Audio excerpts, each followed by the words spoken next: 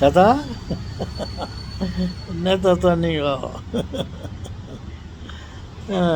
மாலை நேரத்தில் மகிழ்ச்சியாக எங்களோடு பேசி கொண்டிருக்கிறீர்கள்? சொல்லுங்களே. எனக்கும் ஒரு மாதிரி நன்றாக இருக்கிறது. மாலை நேரம் 6 மணி 6 மணி 3 நிமிடங்கள். அருமையான மாலை நேரம். வீட்டின் போர்ட்டிகோ தாழ்வாரத்தில் அமர்ந்து கொண்டு பேசி கொண்டு இருக்கிறேன். என்ன ப்ராப்ளம் என்றால், என்னுடைய ரோட்டுக்கு எதிரில் பல விதமான அதான் இப்படியும் அப்படியும் அப்படியும் இப்படியும் அப்படியே அப்படியே இவர்கள் பரவாயில்ல. பல வாகனங்கள் சென்று கொண்டிருக்குது. அவருடைய இரைச்சல் சிறிது இடைஞ்சலாக இருக்கிறது, அவ்வளோதான். தாத்தா, அப்புறம் செல்ஃபோனை பற்றி இன்னொரு ஏதாவது ஒரு கதை சொல்லுங்கள். ஓகே, சொல்லுங்களே. சொல்வார்கள், கதை கேட்கும் நாய் வேட்டை பிடிக்காது, கதை கேட்டிங்கன்னா கோட்டை விட்டுடும் அப்படின்னு. ஓகே, நீங்கள் செல்ஃபோனை பற்றி தானே கேட்குறீங்க. நீங்கள்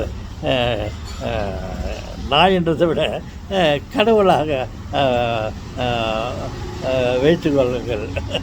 எப்படி டாக் அப்படி திரும்பிட்டால் காட் என்ன, அது மாதிரி நீங்கள்லாம் மனித வடிவிலே உள்ள கடவுள். கடவுள் கேட்கின்றார், இன்னொரு கடவுள் உங்களுக்கு பதில் சொல்கிறார். நானும் கூட கடவுள் தானே உங்கள் மத்தியிலே. தாத்தா, சீக்கிரமாக எதாவது சொல்லுங்க தாத்தா. ஓகே, ஒரு முறை என்னுடைய மகன் மனைவி, எனக்கு மருமகள், அவளும் என்னுடைய அடுத்த மகள் என்று சொல்லலாம். அவர்கள் குழந்தை என்று நினைக்கிறேன், என்னுடைய பேர குழந்தை. இருவரும் ஆட்டோவில் எங்கேயோ போயின்னு இருக்கிறாங்க. போயிட்டு இருக்கும்போது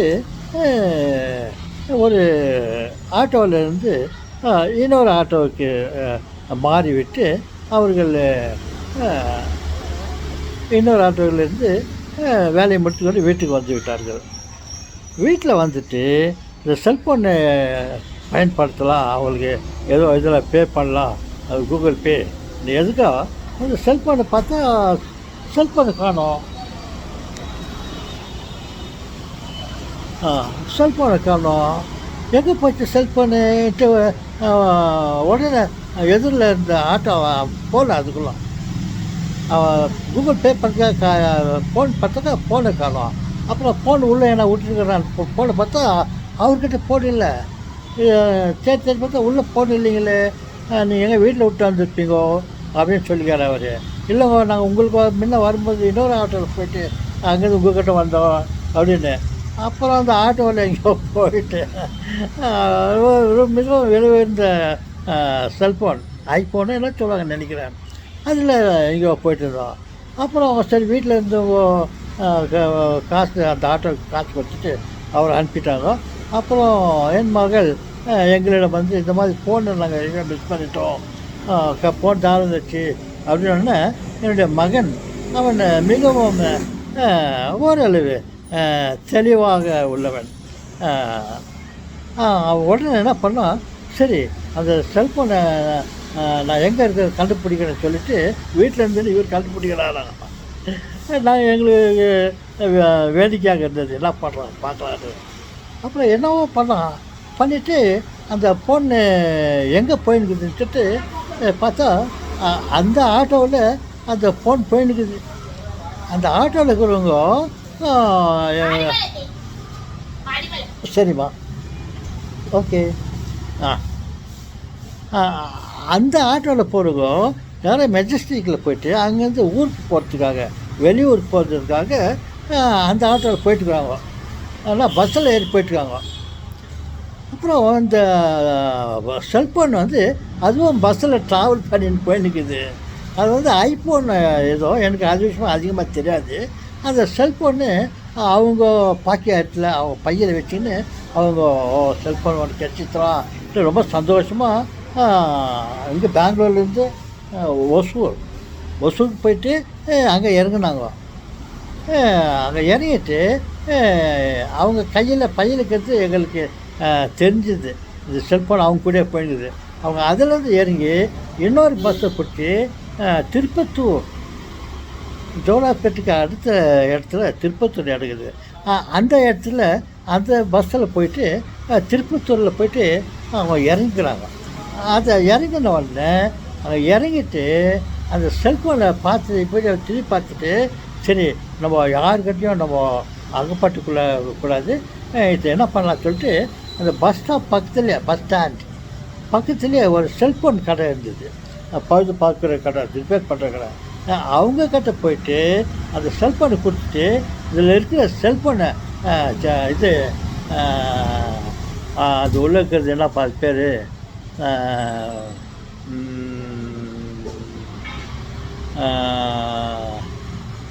சரிதான், அது உள்ளே இருக்கிறது சிப் அதை மாற்றிட்டு வேறு ஒரு புதுசாக ஒன்று போடுவோம் சொல்லிட்டு அவங்க கேட்டு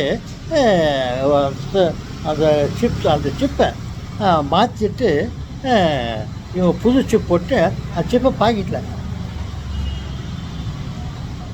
இல்லை அந்த சிப் அந்த போட்டு அந்த இவங்க புதுசு இதை போட்டுருக்காங்க. அப்புறம் அந்த கடைக்காரை பார்த்துக்கிறான், அவன் வல்லுவன், எது விஷயமாக தெரிஞ்சுவேன், ஏன் இவங்க வந்து அந்த செல்ஃபை அந்த சிப்பை எடுத்து போட்டு வேறு போட்டுடுறாங்கோ சொல்லிவிட்டு அவன் கவனமாக அவங்கள டீல் பண்ணிருக்கிறான். அப்புறம் அது எங்கே இருக்குதுன்ட்டு அங்கே பார்த்துட்டோடனே அந்த கடைக்காரன் வந்து ஏது இது உங்களுக்கு ஏன் சேஞ்ச் பண்ணுறீங்க அப்படின்னு கேட்டுக்கிறான். அவங்க வந்து ஏதோ ஒரு காரணத்தை சொல்லிக்கிறாங்க. சொல்லிட்ட பிறகு அது திருப்பத்தூரில் அவங்க இறங்கிட்டு அந்த பஸ் ஸ்டாண்டில் இந்த மாதிரி அந்த கடையில் இந்த மாதிரி விவாதம் ஆயின்னு இருந்தது, பேச்சுவார்த்தை அவர்களுக்குள்ள. அப்போது வந்து அவங்க திருப்பத்தூரில் அவங்க இறங்குறது என்னுடைய மகன் இங்கேருந்து தெரிஞ்சுக்கலாம் அங்கே இருக்காங்கன்னு சொல்லிட்டு. அப்போது அதே திருப்பத்தூர் பக்கத்துலேயே திருப்பத்தூர் டவுனுக்கு அந்த மார்க்கெட்டுக்கு பஸ் ஸ்டாண்ட் பக்கத்துலேயே நம்முடைய ரிலேஷன் வீடு வச்சுருக்குது. அவருக்கு இவன் இங்கேருந்து அவங்களுக்கு ஃபோன் பண்ணான், அங்கிள் என்னுடைய செல்ஃபோனு மிஸ் ஆயிடுச்சு, அது ஒருத்தர் அங்கேருந்து எடுத்துகிட்டு வந்து இப்போ இதில் இருக்கிறாங்க வருது திருப்பத்தூர் டவுன் திருப்பத்தூர் பஸ் ஸ்டாண்டில் அங்கே இருக்காங்க, நீங்கள் அங்கே போயிட்டு எந்த செல்ஃபோனை நீங்கள் பிடிக்க முடியும் வாங்க முடியுமான்ட்டு ஏதோ கேட்ட உடனே, ஆமாவா இங்கே இருக்கிறது ஒரு கடை தான் இருக்குதாங்க, அதுவும் என்னுடைய ஃப்ரெண்டு கடை அது சொல்லி கேட்டுன்னு மட மோட்டர் பைக் எடுத்துன்னு நேராக அந்த கடைக்கு போயிடுவோம். அந்த கடைக்கு போகிறதுக்குள்ள அவங்க வந்து செல்ஃபோனை அந்த சிப்பை மாற்றிக்கின்னு அவங்க மாற்றினா அங்கேயே இருந்துக்கிறாங்கன்னு நினைக்கிறேன். அந்த சமயத்தில் அவர் அங்கேருந்து ஒரு 2 நிமிஷம் தான் அவங்க வீட்டுக்கும் பஸ் ஸ்டாண்டுக்கும் அந்த கடைக்கும்.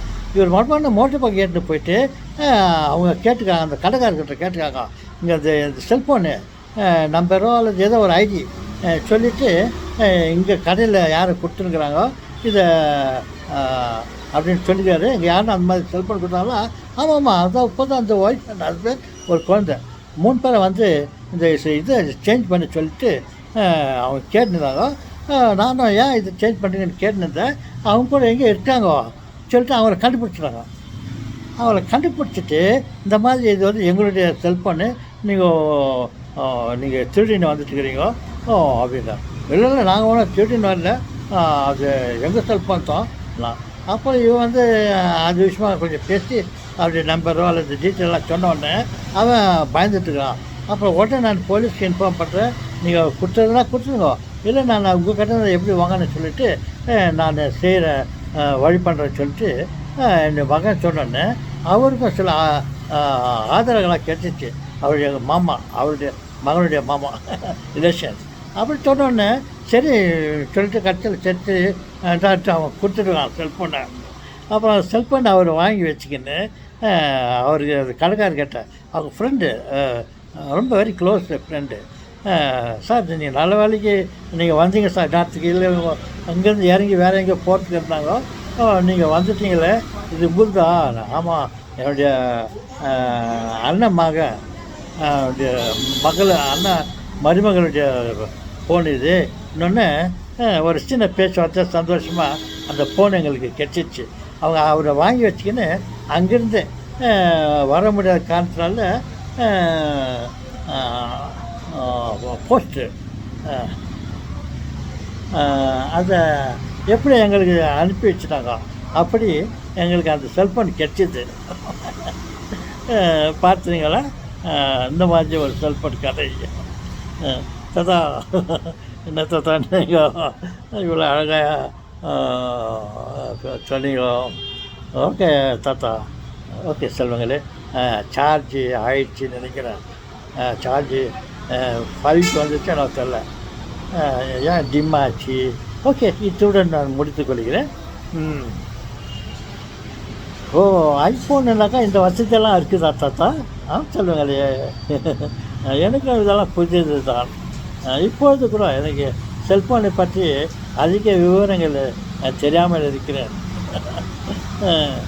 ஓகே, பாய்.